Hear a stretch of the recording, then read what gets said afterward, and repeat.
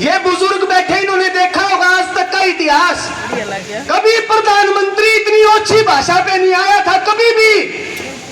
और ये इतिहास है, पहली बार हुआ होगा हरियाणा में बीजेपी के नेताओं के हेलीकॉप्टर नहीं उतरने दिए थे लोग, जब अपनी पे आते हैं तो क्या कर देते हैं। इस हरियाणा ने ये दिखा भी दिया किस तरह की अच्छी मानसिकता इनकी।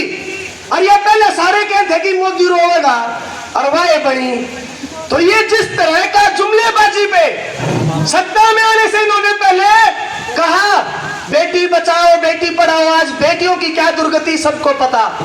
इन्होंने कहा गोरक्षा गोरक्षा, आज गाय की हालत क्या है सबको पता।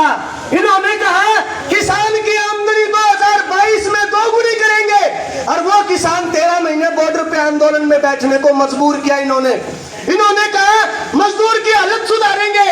आज देश के प्रधानमंत्री छाती ठोक के गए हैं 80 करोड़ लोगों को रोजगार दे रहा हूँ, राशन दे रहा हूँ।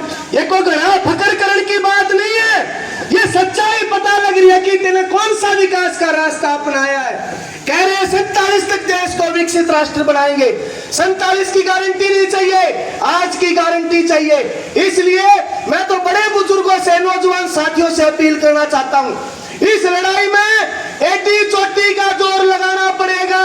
बीजेपी को न केवल हराना पड़ेगा, बीजेपी को भगाना पड़ेगा, इस देश से भगाना पड़ेगा।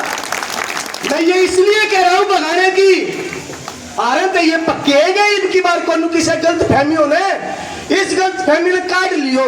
कई बार भीतर भीतर किसी का मलाल सारे जक दे आ जा कोने आवे।